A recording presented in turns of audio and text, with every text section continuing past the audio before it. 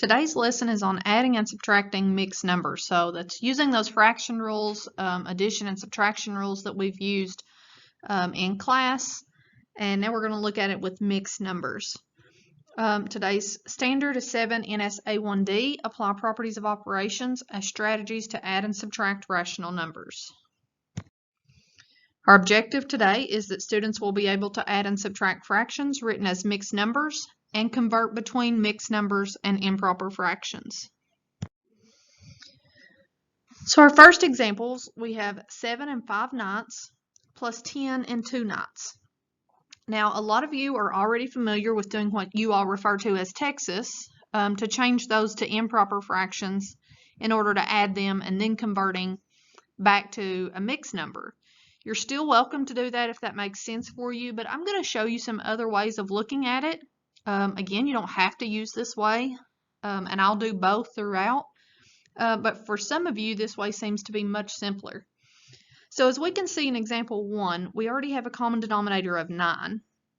So go ahead and let's go ahead and add your whole numbers together. So we've got 7 and 10, which gives you 17.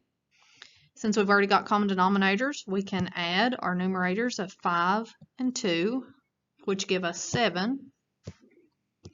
And then we've got our ninths. And guys, that is your answer right there, 17 and 7/9. Again, you can change that to an improper fraction by multiplying your mixed number or your whole number by your denominator and then adding your numerator. But I think some of you, once you wrap your mind around how to do it this way, it may make a little bit more sense to you. So in example 2, we also have like denominators, so you should be able to pause your video at this time and go ahead and try completing that one just the way I showed you in example 1. So we have a whole number of 1 and a whole number of 8. Adding them together gives us 9.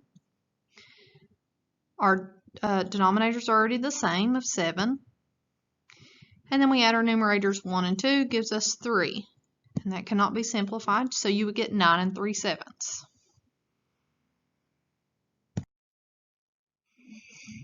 Okay, pause your video. Try examples 3 and 4. Do be cautious. You are subtracting in example 4. Now this time when you add 7 and 5, you get 12. You already have a common denominator of 9. But when you add your numerators here, 8 and 4, you get 12. Well, you can't have a mixed number that has an improper fraction in it.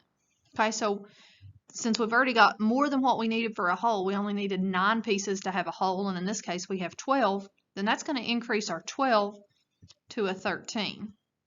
So we just added another whole. So we took out 9 pieces of that 12, which left 3/9. And then the 3/9 could be simplified, dividing both numbers by 3, which would give you 1/3. So we would have 13 and 1/3. If you're typing that on the computer, you can just put 13, a space, and then 1/3. And I'll go through and manually check those to make sure that the computer does not count any of them wrong. In example 4, we've got still like denominators with the 6. However, we're trying to take 1 minus 5.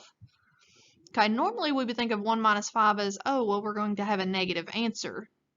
But we should not have a negative answer because we can see that 6 something is definitely greater than 3 something.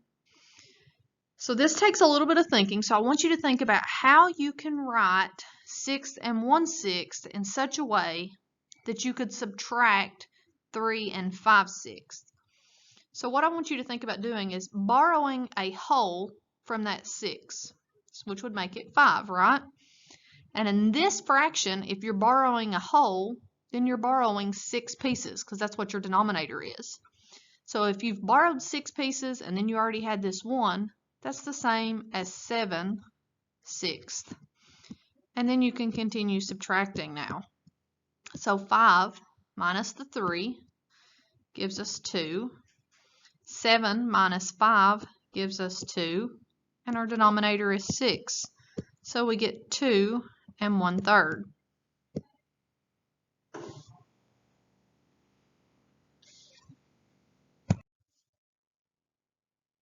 Okay, pause your video and try examples 5 and 6. So again, we see when we're trying to subtract our numerators in example 5 that 5 minus 7 gives us a negative. And we should not be in the negatives here since we're really subtracting 15 and 5/8 and 9 and 7/8. So again, you're going to rewrite that 15 and 5/8 with a larger numerator. So we're going to make that 15 a 14. So we're borrowing 1 whole from that 15. In this case, 1 whole means 8 pieces because your denominator is an 8. So if you just borrowed 8 pieces and then you already had this 5 here, 8 and 5 is 13 over 8. And then leave your 9 and 7/8 the same. So 14 minus 9 is 5. 13 minus 7 is 6 over 8. So we can simplify that 6/8 by dividing by 2. So 6 divided by 2 is 3, and 8 divided by 2 is 4. Okay, in number 6, we're adding and already have those like denominators again. So it's a little bit easier when you're adding. You don't have to worry about some of those subtraction problems with a negative. So we have 9 plus 3, which gives us 12. 1 and 1 gives us 2 over 3, and that one is already in simplest form.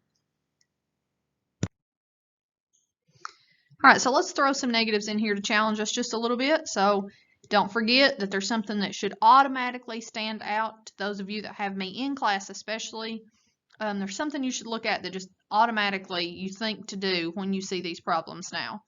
So go ahead and pause your videos and try examples 7 and 8.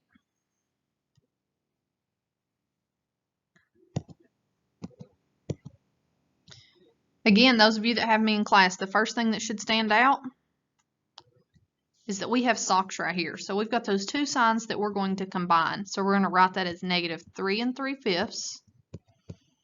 Those socks do not match, so that's going to be minus 1 4/5.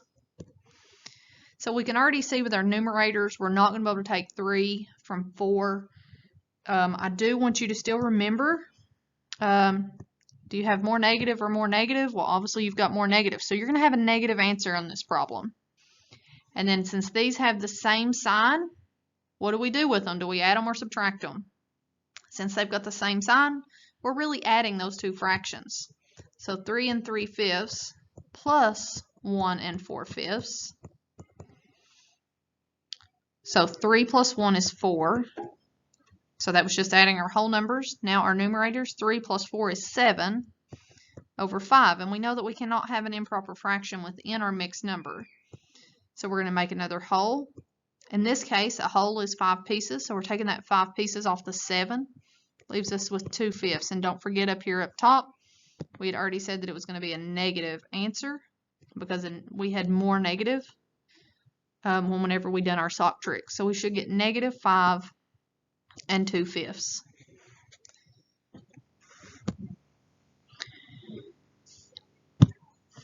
Okay, in example 8, we have socks again right here.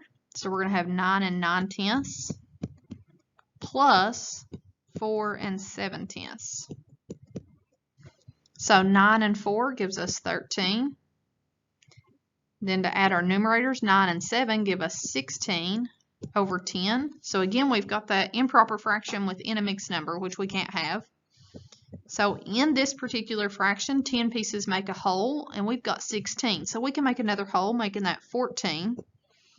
So we can take that 10 pieces now out of that 16, which leaves us with 6/10. And 6/10 can be simplified, dividing both numbers by 2. So 6 divided by 2 is 3, and 10 divided by 2 is 5. So we get 14 3/5. Okay, pause your video and try your exit slip.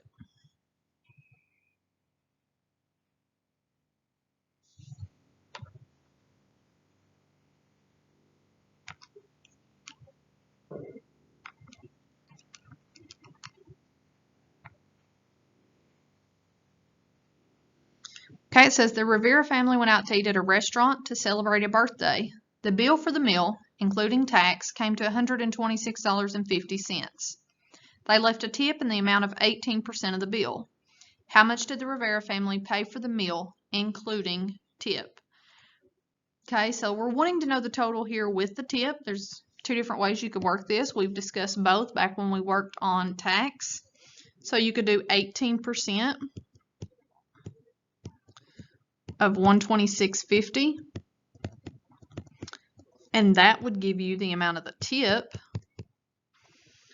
Or we could say that with the bill and the tip, they're paying 118% of $126.50. So again, you're welcome to work this one either way. So we would do 0.18 multiplied by 126.50. You're welcome to use a calculator on this question as well. So 0.18 times 126.50 is 22.77. So that is the tip, which would need to be added back to the cost of the bill in order to get the total. So you would add 22.70 to 126.50, which would give you 149.27. So $149.27.